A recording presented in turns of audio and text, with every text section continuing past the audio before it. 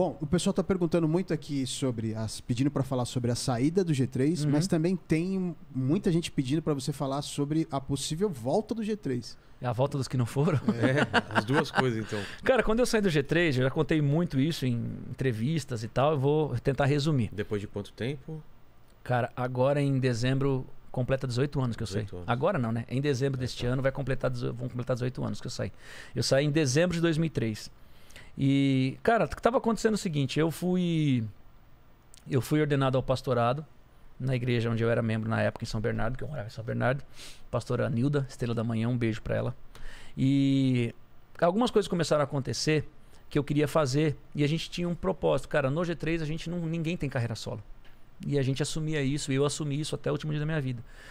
Só que eu queria ir para lugares que o G3 na época não estava fazendo mais. Não porque não queria, não tinha como. A gente realmente estava tocando em lugares grandes, a gente tinha uma projeção. A gente na época era a maior banda de música gospel, não só de rock. A banda que tinha mais expressão, talvez não fosse tipo assim, Cassiane tem mais história, realmente, tem mais música tocando na igreja, mas de expressividade, de coisas que saíram da igreja, o G3 era a maior banda, né? Com tudo. A gente tocou no Rock in Rio.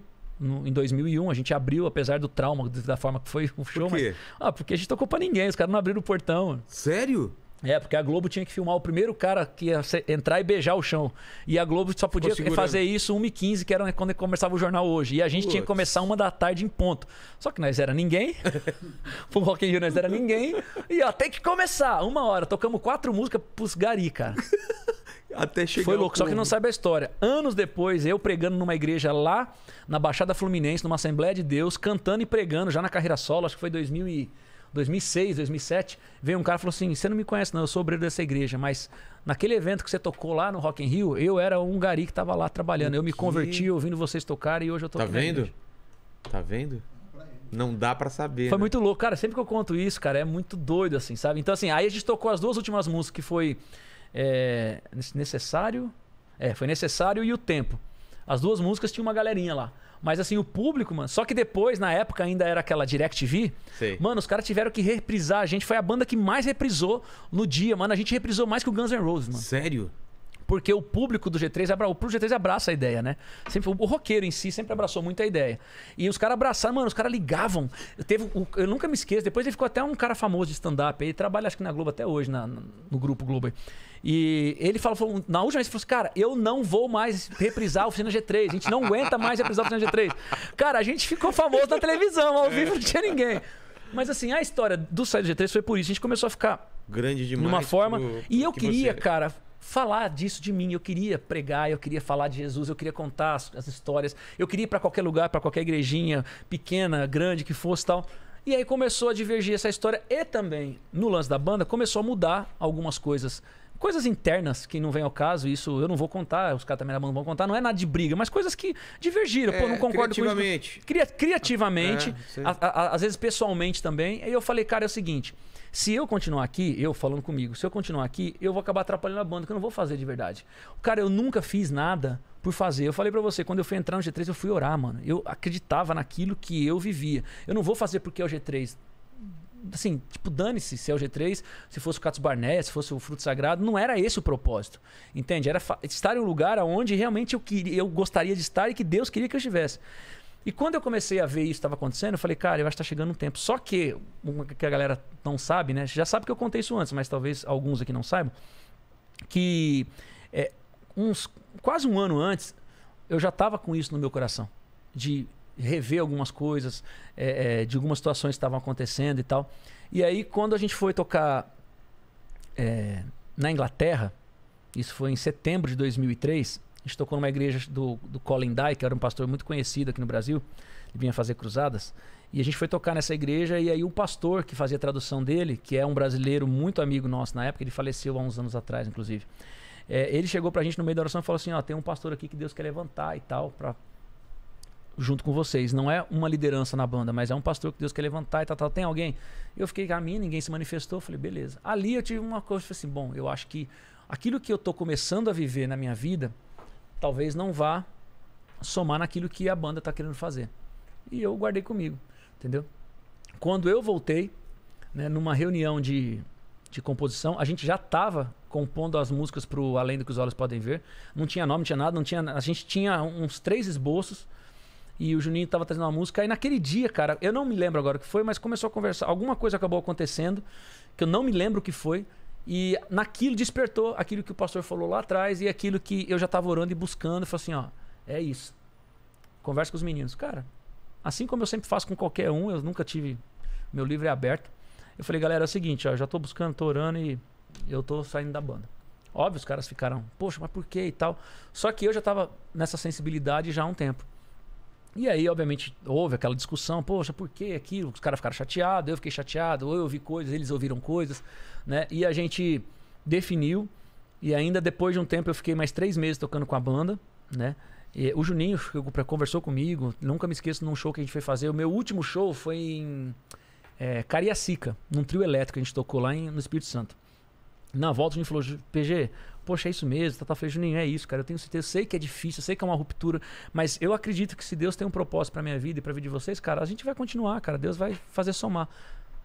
Isto é que o G3 ficou, não sei se maior, mas continuou grande, né? Lançou discos maravilhosos, entrou um cara muito bom cantando, que é o Mauro, depois o Juninho cantou durante o tempo, depois o Mauro entrou, fez uma história com o G3, e eu segui minha carreira, cara, eu segui a carreira solo, minha música, Meu Universo, Vou Passar Pela Cruz, foram as músicas mais tocadas de 2008, 2009, eu criei uma história, eu saí do G3, eu nunca toquei uma música do G3 durante 15 anos, cara. É mesmo? É, as pessoas me convidavam pra tocar, talvez a galera não saiba disso, mas assim, a minha esposa que começou a cuidar, não sabia o que fazer, eu falei, também não sei, vamos orar. A gente começou a orar, a gente não sabia que tinha que registrar nome. Fui registrar meu nome, que não tinha patente, nada, o PG, como cantor. E aí, cara, a gente começou a receber... É muito louco, né? O mesmo cara que depois mete o pau em você, mas é o mesmo cara que antes ele tava tentando te abraçar, né? Ó, vem tocar aqui, não sei o quê, na minha igreja, tal. Ou muitos produtores levando, não, vem aqui tocar. Não, vem só você e o violão. É aquele negócio assim, não, eu te dou um valor, vem só você. Quando tá. tava no oficina? Não, quando eu saí do G3. Ah, tá. Assim que eu saí. Não, tá bom, eu vou. Então, mas eu falei, ó, só que eu não canto nenhum G3. Poxa, mas nenhuma. Porque o cara quando fala nenhuma, ele tá falando umas 10, claro, né? Uma pra ele é tipo 1/10. É. Falei, não, nenhuma. Cara, eu perdi evento assim a rodo. Porque eu não tinha música, o que eu fiz? Aí as igrejas menores começaram a me chamar pra tocar. E eu comecei a cantar músicas que eu ouvia quando eu me convertia. Ademar de Campos, Asaf Borba, Vencedores, as músicas do Renascer da época. Comecei a cantar músicas que estavam tocando muito e que eu era amigo, e os caras sérios, David Killa, Pastor Cirilo, Diante do Trono. Eu comecei a cantar essas músicas, voz e violão. Meu irmão era batera, chamei meu irmão para vir fazer esse projeto comigo, para ser meu batera. Consegui um guitarrista e um baixista, que depois ficaram comigo muitos anos, o Ney e o Theo. E eu comecei a minha carreira assim, cara, com a carreira solo. E aí eu comecei tocando músicas de amigos, mas eu não tocava uma música de G3. Eu ia tocar porque Deus falou... Foi uma decisão sua? Não, porque foi uma decisão minha. Porque um dia numa reunião lá na gravadora, na MK, teve a discussão, aí aquele negócio, entra coisa de gravadora, de contrato, de não sei o que, tal. E tinha um acordo, na época, de R$2 milhões de rescisão de contrato. Era coisa surreal pra realmente não acontecer, né? Claro. Aí... a dona da gravadora virou e falou assim, ó, tá bom, eu poderia cobrar isso de você, mas eu não vou cobrar de você porque eu te conheço. Pode sair em paz. E se você não quiser ficar aqui, não gravar aqui também, não tem problema nenhum. Aí eu recebi proposta da Sony na época, que estava começando, mais 2, 3 gravadoras e tal. Só que aí eu conversando, falei, cara, eu quero lançar meu projeto. Só que todo mundo queria que eu fizesse alguma coisa, mas incluísse alguma coisa do G3. Claro, né? Imagino. Aí ela foi a única gravadora e falou assim, não, você pode fazer o que você quiser. Pode cantar a música que você quiser. E aí eu fiz um disco chamado Adoração. Só que o CD é de rock pesado. Entendeu? E aí veio essa história, já tô entrando nesse ponto. Mas aí, cara, as coisas começaram a convergir e nessa reunião da gravadora, depois eu saí de lá, Deus falou comigo muito claro, muito claro. E eu lembro como se fosse hoje, eu saí de lá e tava eu e minha esposa. Eu peguei o táxi e fui chorando pro hotel.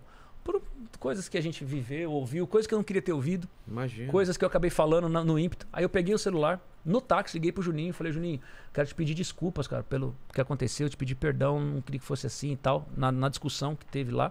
Mas espero que você me entenda. E é isso mesmo, a posição é essa e tal. E aí desliguei e fui pra um culto, cara.